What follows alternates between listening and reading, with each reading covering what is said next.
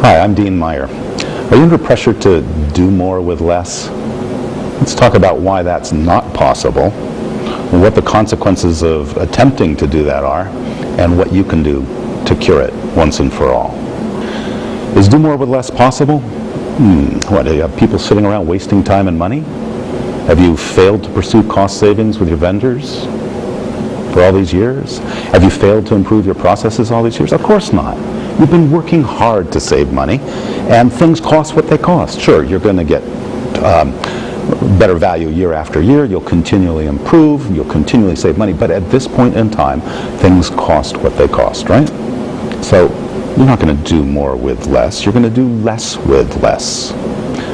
Now, what happens if you are under pressure from top executives to cut your budget and yet continue to deliver all the same products and services?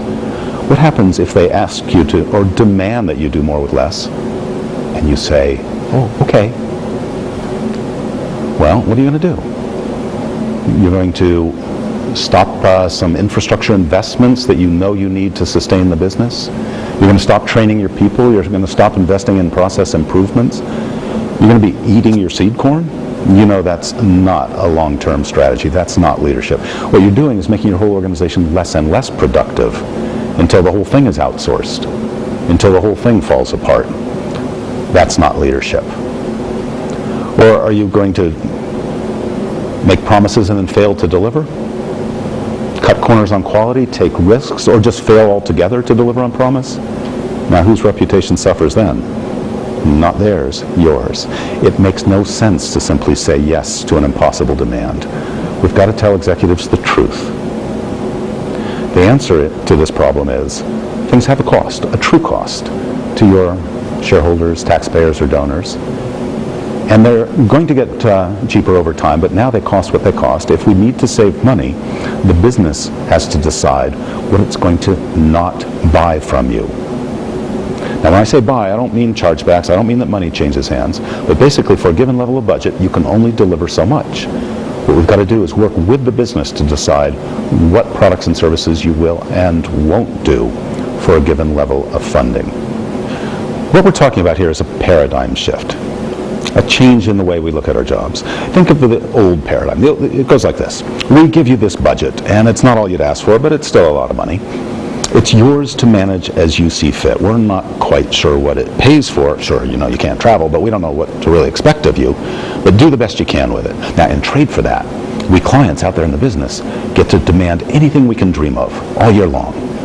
And it's your fault if you can't deliver infinite service on a fixed budget. How's that for a deal? Not possible. So what's the new paradigm? Think of yourself as a business within a business. And again, I'm not talking about money changing hands. Just think like an entrepreneur. You'll sell anything the business wishes to pay for a fair price. So step one, submit a budget not for what you plan to spend, that is not for your compensation and travel and training. Oh, sure, they can look at that. But at the end of the day, what they want to see is a budget for the products and services you propose to deliver in the year ahead. I call that investment-based budgeting. Now, executives can make budget decisions based on the needs of the business. Not last year minus a few percent, arbitrary numbers, squeaky wheel, whatever, but rather based on the true cost of the things they need to run the business.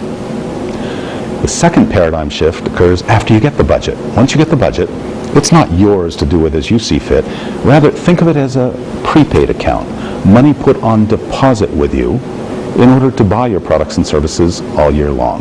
It's sitting on your books, sure, but it belongs to the business. It belongs to your clients, and they write the checks. What they'll do is write checks for all the service level agreements to keep the lights on all year long, and that may consume 60, maybe 80% of that budget, and they'll have a little left over in their checkbook, that is your budget, to pay for projects and services that are discretionary. But when they write the checks, they'll naturally choose those things that are most important to them. You'll be automatically aligned with business strategies. And of course the catch here is they have to live within their means. They can't expect of you more than they can afford to buy. So supply and demand are in balance. You've managed expectations. You've aligned with the business. Everybody understands what value you're delivering, and you no longer have to eat your seed corn. That's the new paradigm, business within a business. There's one really important thing you need to do to make the new paradigm work. You've got to be able to describe your products and services and the full cost to taxpayers, shareholders, or donors of each. To do that means you need to define your product service catalog, not what you do, but what you sell at the end of the day, what your customers own or consume as a result of your work. Then, with that product service catalog, you'll forecast what you plan to sell in the year ahead.